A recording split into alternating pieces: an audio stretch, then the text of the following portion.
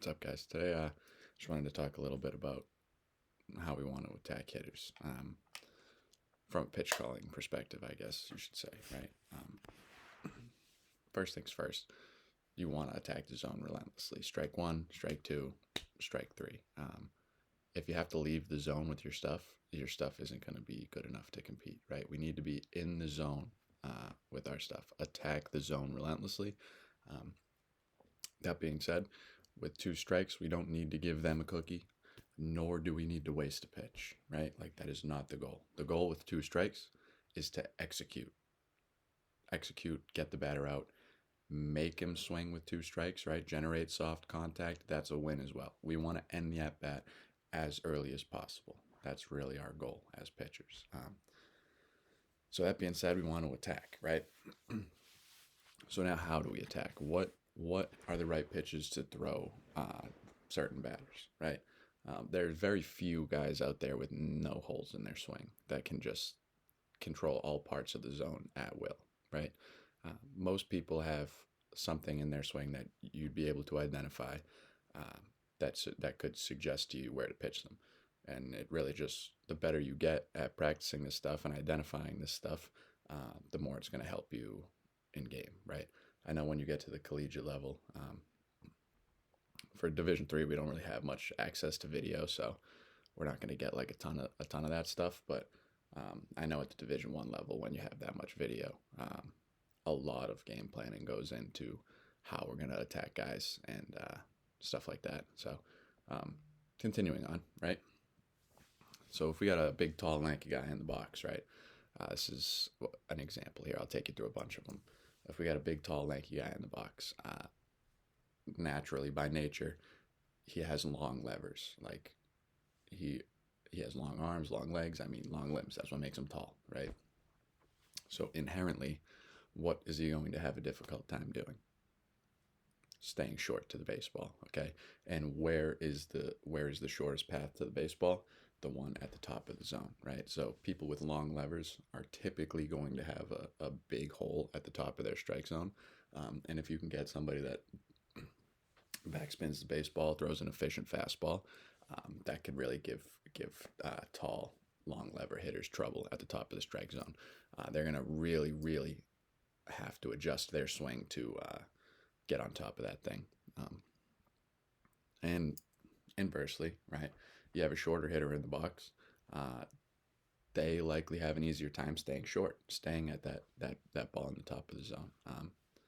So um, short guys, they're likely to get to that ball at the top of the zone. What does that mean? More effective or less effective against the spin, right? Show them that it's coming at the top of the zone, and then it's going to break away. You're going to generate swing and miss, and they're going to have a tough time staying on that breaking ball that's going away. There you go. So that's kind of the up and down height aspect of things, right? Now you've got kind of the um, how do I put it? I don't know. I'm not a hitting guy. It's whether we're staying inside or outside of the baseball, right? Some people, their swing really, really suggests the opposite field, right? They're staying inside the baseball, and in fact, they stay inside it so much that they have a hard time getting out in front of it. So for guys like that, you want to work inside, inside, inside. Make them get the barrel head out. Make them make an adjustment that's going to be successful for them. Hitting is already hard. So as a pitcher, like, just make it a little bit harder for them. Like, you don't have to overthink things. Make them make an adjustment.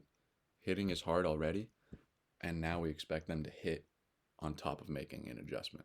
I mean, impossible, if you ask me. So um, that's a good point there too. Make them make the adjustment at will. Don't get too cute, right? Um, So inside out swings, they're going to have a really tough time with that high velocity fastball in, and the ball away. They're just going to poke that the other way. They're going to barrel it. Even in breaking balls away, they'll stay on it pretty well because they have the ability to stay inside the ball. So that's like your inside out guy, your slap hitter, pitch that guy inside. Not lastly, but we're getting there. Next would be a guy who's out and around the baseball, pull happy. I guess I'd probably say this is maybe the most common. I guess because maybe most people are subject to doing it every now and again, and then kind of getting themselves back on track. Um, Being out and around the baseball is, I mean, you want to work away, right? If we're a pitcher, throw the ball away. They're going to have a hard time staying inside the baseball. They're going to roll it over all day, um, especially that good fastball in the outer third. Breaking balls out there, they probably won't even touch them. Okay, so if we can establish strike one against guys like this that are hook and pull, we're gonna have a lot of success as pitchers. So um, make them stay on the ball, throw strike one. That's really it for these guys. That's the most probably common one, right? Um, Lastly, these are the last two, I guess, that I have on my mind currently. At least I'm sure there's more, but actually, there I have another one, but we'll get there.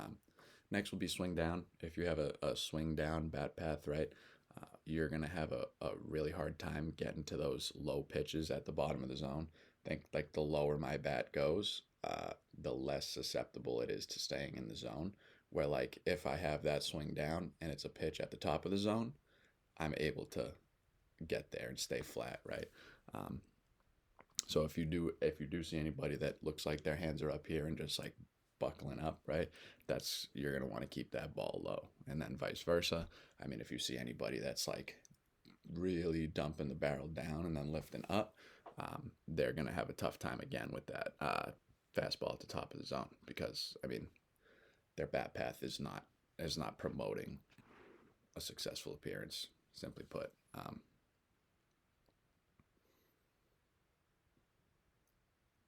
Let me think.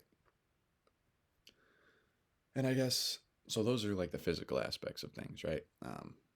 And then, so I recommend that that's where we start. Okay, you start there. Start identifying hitters and how can we get them out, right? And then once you start to get good at that, and then maybe once you get access to some film and stuff like that, you can realize that and maybe start to pick out that some of these hitters have a mental approach that we can kind of get with, right? Like some guys, I've already said make hitters adjust, right? Some guys understand that, and if you throw them a fastball and they're late on the fastball, the next pitch they're going to sell out for a fastball, right? Because they know we're going to make them adjust, um,